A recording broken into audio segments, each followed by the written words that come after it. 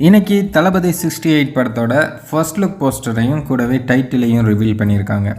முதல்ல இந்த படத்தோட டைட்டில் என்ன அப்படின்னு கேட்டிங்கன்னா, the greatest of all time அப்படிங்கிறது தான் இந்த படத்தோட டைட்டில். ஏதோ ஹாலிவுட் படத்தோட டைட்டில் மாதிரியே தெரியுதில்ல.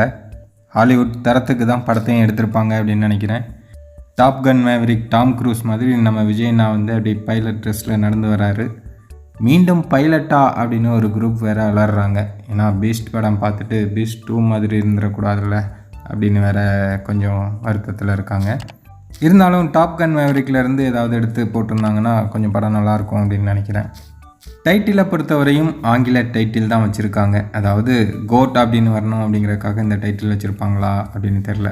தி கிரேட்டஸ்ட் ஆஃப் ஆல் டைம் அப்படிங்கிறது தமிழ் ரசிகர்கள் டிக்கெட் கவுண்டரில் எப்படி இந்த படத்தை பேரை சொல்லி டிக்கெட் கேட்பாங்க அப்படிங்கிறது கொஞ்சம் கேள்விக்குறியான விஷயந்தான். இருந்தாலும் ஒன்றும் பிரச்சனை இல்லை. விஜய்னாவோட ஃபேன்ஸ் எல்லாருமே வெல் எஜுகேட்டட் தான். அதனால் அவங்க கேட்டு வாங்கிக்குவாங்க. மற்றபடி இந்த படத்தில் விஜய்னா டபுள் ஆக்டா அப்படிங்கிறத பொறுத்திருந்தான் பார்க்கணும். ஒருத்தர் தாடியோட அவங்க அப்பா ரேஞ்சுக்கு இருக்கார். இன்னொருத்தர் மகன் ரேஞ்சுக்கு தாடியெல்லாம் இல்லாமல் இருக்கார். பைலட் ட்ரெஸ்லாம் கூட ஓகே தான். ஆனால் விஜய்னாவை பொறுத்தவரையும் சமீப காலமாக அந்த விக் மட்டும் அவருக்கு கரெக்டாக செட் ஆக மாட்டேங்குதோ அப்படின்னு தோணுது. ரசிகர்களுக்கு பிடிச்சிருக்குமா என்ன அப்படிங்கிறது எனக்கு தெரில. இருந்தாலும் நமக்கு பார்க்கும்போது அது கொஞ்சம் வித்தியாசமாகவே தெரியுது. மற்றபடி எல்லாம் ஓகே தான். இன்னொரு முக்கியமான விஷயம், நம்ம வெங்கட் பிரபு படத்தை பொறுத்தவரையும் எல்லா படத்துக்குமே ஒரு டேக்லைன் வரும்.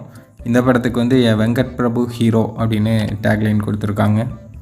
இந்த ஃபர்ஸ்ட் லுக் போஸ்டர் உங்களுக்கு எப்படி இருக்குது, டைட்டில் எப்படி இருக்குது அப்படிங்கிறத மறக்காமல் கமெண்ட்டில் சொல்லுங்கள்.